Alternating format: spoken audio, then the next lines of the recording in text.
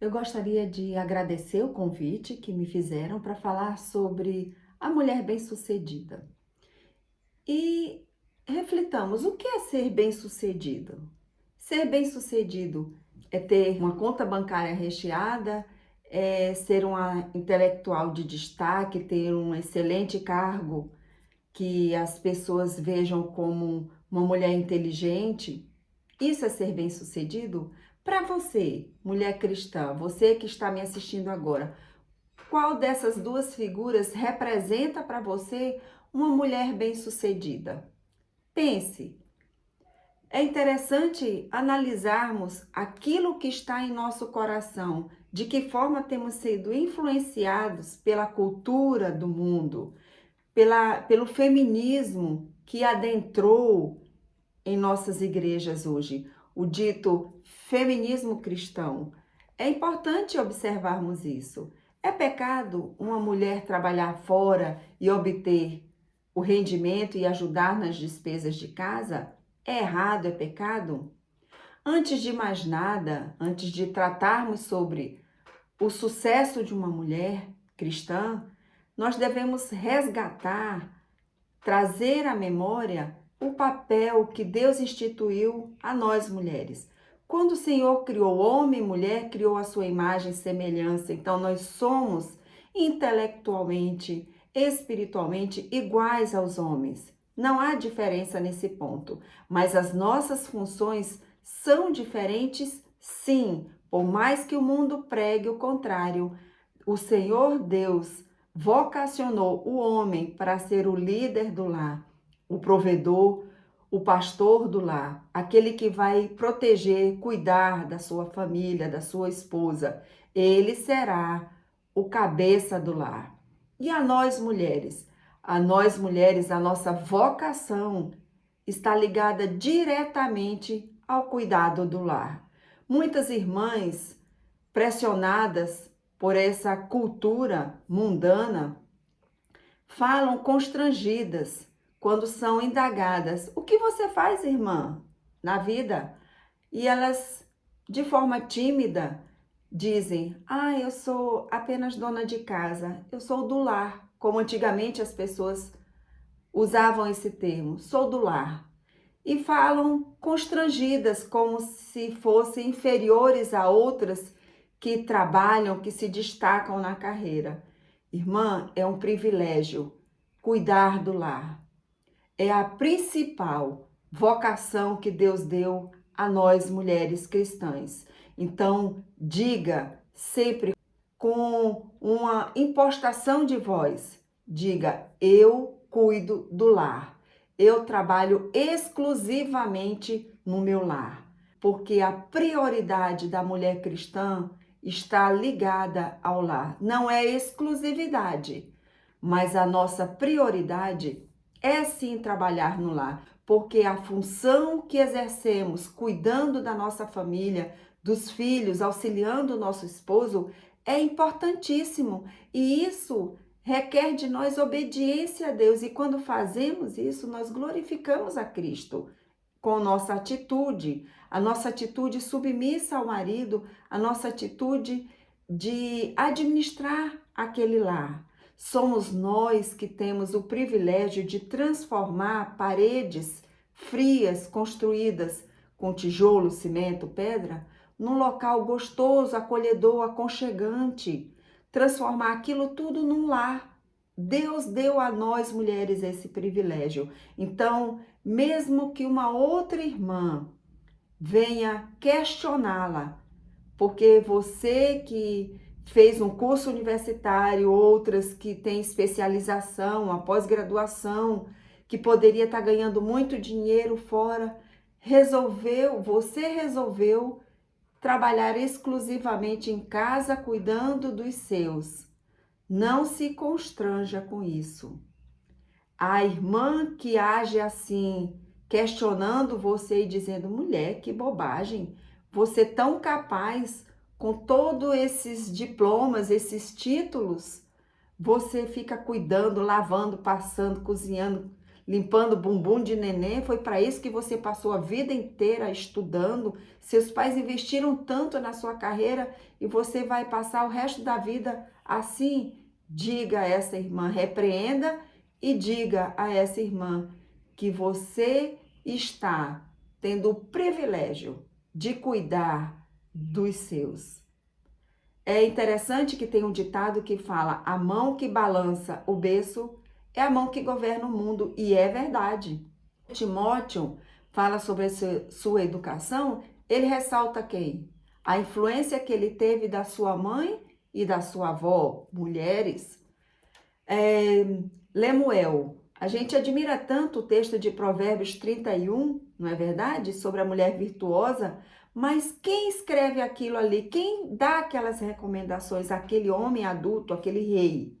É a mãe dele. Ela fala para ele sobre, ela orienta sobre justiça, sobre bebida e como ele, enquanto rei, deveria procurar uma auxiliadora idônea, uma mulher que o ajudasse no reinado dele, uma mulher que não o envergonhasse, uma mulher que fosse a coroa dele. A Bíblia fala que em Provérbios 12:4 que a mulher virtuosa é coroa de honra para o esposo.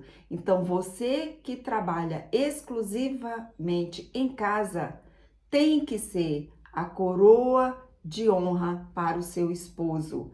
Lembre-se, enquanto o seu marido, que é o provedor, está fora trabalhando para trazer o sustento para sua casa, você, de forma diligente, inteligente, você vai administrar aquele lar. Ele ficará tranquilo porque sabe que tem uma auxiliadora idônea cuidando da casa dele, dos filhos, da família dele, inclusive economizando o dinheiro que ele está adquirindo fora com o suor do seu rosto. Porque quando nós administramos bem a nossa casa, nós não deixamos desperdiçar coisas, nem a comida, nem a energia, nem mesmo deixamos os nossos filhos pequenos saírem riscando parede, sofá, quebrando brinquedo à toa. Não, nós ajudamos o nosso marido a economizar quando cuidamos e educamos os nossos filhos pequenos, não deixando que eles estraguem aquilo que o Senhor nos deu. Porque se eu deixo uma criança riscar, eu tô dentro de casa, deixa a criança riscar livro, cadeira, tudo, destruir tudo, eu não tô sendo uma mulher sábia, porque o meu marido depois precisará pagar tinta, pintor, um profissional para arrumar aquilo ali, para repor um sofá que foi estragado porque a criança indisciplinada fica pulando no sofá, ou a criança desobediente. Então, cabe a você cuidar da disciplina dos seus filhos enquanto o seu marido estiver fora.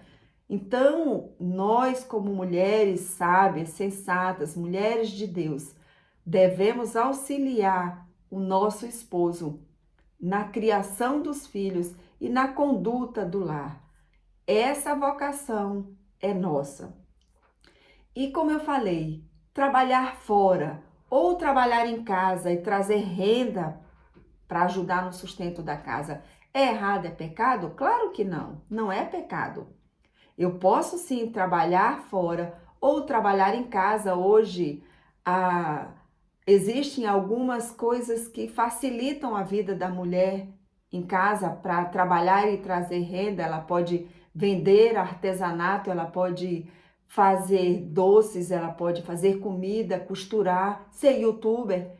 Tudo isso é lícito e ela traz também o sustento, ajudando o seu marido, mas não é a sua função principal. Como também, se ela quer trabalhar e há o consentimento do marido para trabalhar fora, exercer a sua profissão, glória a Deus por isso, que ela seja bênção ali, luz e sal onde ela estiver no seu trabalho.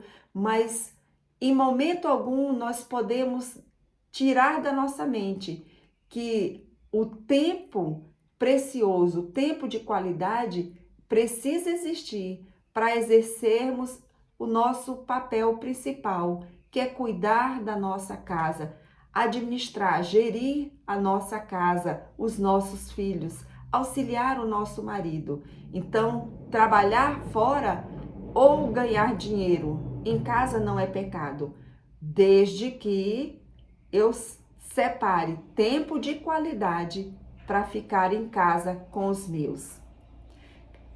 O pecado pode surgir quando esse trabalho ele vai se tornar um ídolo na minha vida. Então, quando as mulheres abandonam o lar e vão em busca da sua carreira e se esmeram nisso, atrás de bons cargos, bons salários, em busca da sua vida profissional. Isso é pecado, isso é um ídolo na vida dessa mulher.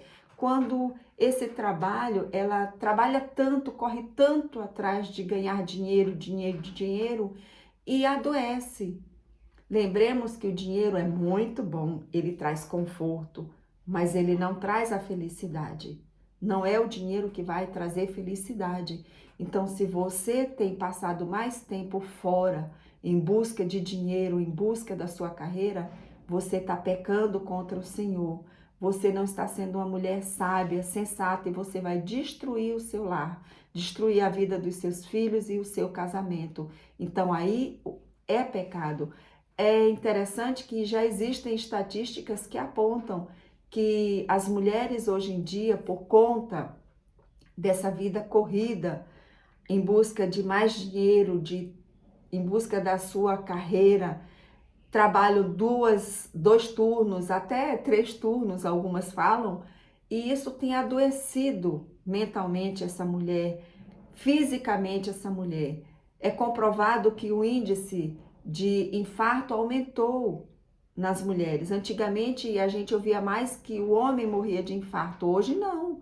Hoje um número cada vez maior de mulheres tem infartado, tem tido AVC, sofre de problemas psiquiátricos, depressão, pressão alta, tudo isso por conta do quê? Dessa sobrecarga. Estruturalmente falando, nós não temos condição, a maioria de nós mulheres não tem condição de sofrer essa pressão maior no trabalho, esse trabalho exaustivo. Nós não fomos feitas para isso, então o nosso físico vai adoecer. E como templo do Espírito Santo, nós temos que cuidar internamente, espiritualmente, mas também externamente, cuidar do físico, porque isso também glorifica a Cristo. O testemunho, se eu cuido do meu físico, eu dou testemunho também de uma vida com Deus, uma vida saudável. A mente sã, ela também vai mostrar que eu cuido do corpo, do templo do Espírito Santo. Então, o trabalho, ele pode se tornar pecado na minha vida quando ele é um ídolo, quando eu trabalho demais em busca da profissão, da carreira, do dinheiro e adoeço, e quando também eu me insurjo contra o meu marido. Eu devo lembrar sempre que ele é o líder do lar, ele é o cabeça do lar. Então eu não posso, de maneira nenhuma, se eu trabalho fora ou em casa e ganho, inclusive até mais que ele, eu não posso esquecer de que quem vai gerir o dinheiro que eu ganho é ele. Não sou eu. O dinheiro eu ganhei, mas é da família e o administrador da família, o cabeça da casa. Você goste ou não goste, se você é mulher cristã, você sabe que é isso que a Bíblia coloca. É o marido que vai administrar, é ele que vai dar rumo a esse dinheiro, mesmo ele ganhando menos que você. E hoje em dia, esse tal de empoderamento feminino tem atrapalhado e tem desgraçado muitos lares, porque muitas mulheres, inclusive cristãs, não aceitam se submeter mais às determinações que o marido coloca, os rumos que ele dá para a sua família, porque elas alegam que ganham mais que eles e elas não vão autorizar que ele administre aquele dinheiro da forma como ele acha melhor para a sua casa, para a sua família. Eu até digo que, em concordância, o casal pode decidir, se o marido percebe que a mulher ela consegue administrar melhor, tem uma capacidade maior para gerir esse dinheiro, ele pode delegar a ela como tesoureira desse dinheiro, dessa renda familiar, mas ela é simplesmente uma consultora, ela vai agir como um consultor, uma consultora da Bolsa de Valores. O consultor na Bolsa de Valores, ele aponta onde o investidor pode ganhar, onde ele pode perder, qual o melhor caminho que ele deve percorrer, mas não é ele quem determina tudo. A última palavra vai ser do investidor. Então, se você for a tesoureira desse dinheiro no lar, lembre-se, você pode apontar para o marido como, onde, quando investir, mas a última palavra, quem vai bater o martelo é ele e você tem que se submeter a isso.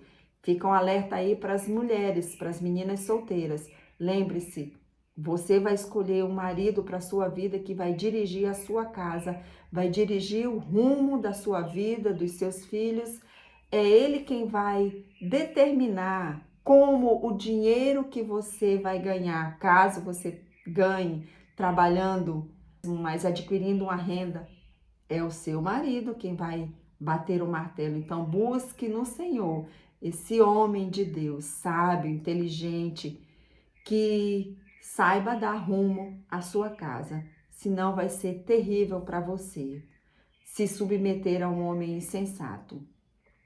Quanto também eu posso dizer que esse trabalho, ele vai roubar o meu tempo e vai trazer problema para minha casa, é quando também eu não consigo acompanhar o crescimento dos meus filhos. Isso é muito triste. É triste ver mulheres colocando desde cedo as crianças nas creches porque elas precisam correr atrás da profissão dela. Eu não me refiro àquelas que têm filhos e não têm um provedor. Não é isso. Há situações diferentes em que realmente ela é a única provedora da casa e é uma situação difícil, e eu creio que essas mulheres fazem com tristeza, com certeza, no coração, mas elas precisam trazer o sustento por serem as únicas provedoras daquela família. Mas eu me refiro mais às mulheres que têm um marido, que sustentam a sua casa, mas que mesmo assim continuam em busca desse dito conforto, é um consumismo que nunca acaba, sempre querendo mais, ou então atrás dessa carreira, como eu já mencionei, e abandonam o filho. Gente, é interessante, você que investe tempo na criação dos seus filhos juntamente com seu esposo, você verá o fruto disso quando eles crescerem. Como isso é bom, tornar aqueles pequenos pecadores seres humanos. São filhos, mas são seres humanos. Pessoas equilibradas, pessoas de bem na sociedade, pessoas que glorificam a Cristo nas suas atitudes. E eles foram influenciados com a vivência que eles tiveram com você, ao lado do marido.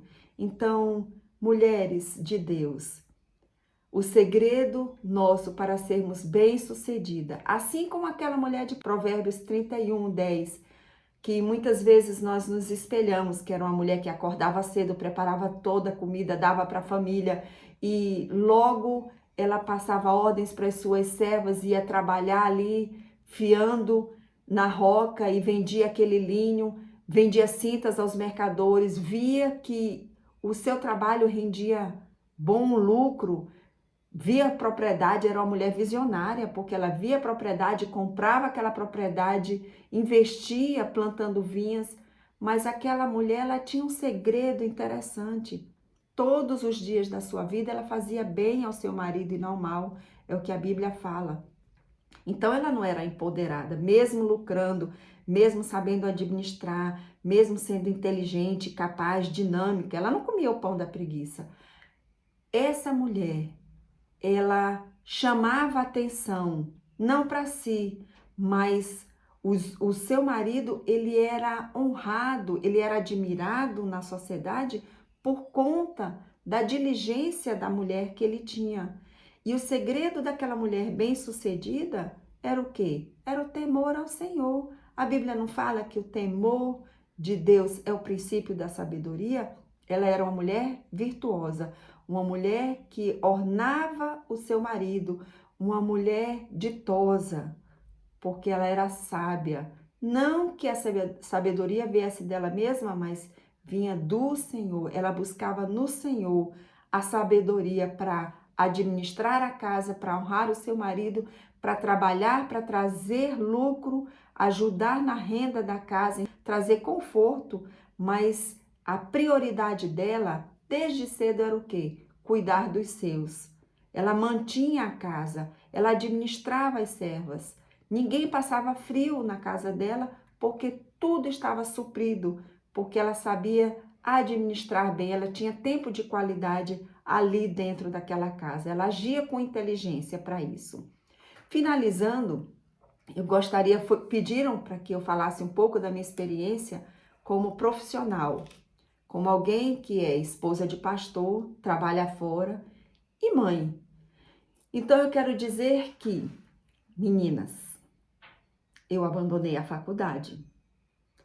Fiz 2 anos no Recife, na Federal, mas apareceu um gato maravilhoso, um homem que eu disse assim, eu não posso perder essa oportunidade. Então eu larguei o curso que eu fazia, serviço social, me casei e ele prometeu ao meu pai que iria honrar todo o tempo de sacrifício dos meus pais, me ajudando a estudar. Ele ia honrar e eu iria concluir a faculdade. Não era prioridade, mas ele cumpriu. Eu cheguei de volta em Roraima, a universidade estava começando e eu fiz história. Passei num concurso estadual, fui professora de história durante 2, 3 anos e em seguida fiz o do Tribunal de Justiça, onde estou há 25 anos.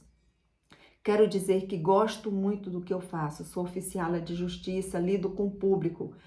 Digo que na minha função,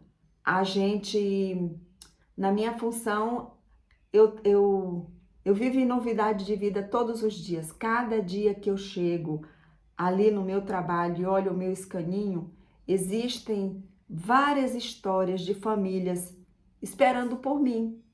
São divórcios, são filhos drogados, são pessoas que perdem tudo, reintegração de posse, são várias as situações, famílias enlutadas, e para cada situação dessa, a gente diligencia e trabalha. E eu tenho a oportunidade ímpar como serva do Senhor em algumas situações de falar de Cristo. Maria da Penha, quantas e quantas vezes eu já tive a oportunidade de falar com o agressor, falar com a vítima, já consegui com que uma família adotasse irmãos por conta de diligências, trabalhando num período curto que eu fiquei na vara da infância. Confesso que não gostei, pedi para o meu chefe me tirar, porque senão eu ia ficar deprimida, porque são situações bem difíceis que a gente vê ali, naquela vara. Mas eu gosto demais do que eu faço. Mas me realizo profissionalmente, mas eu quero dizer que o que eu mais gosto na minha profissão é que durante esses 25 anos eu pude acompanhar o crescimento dos nossos filhos e ser uma auxiliadora para o meu marido.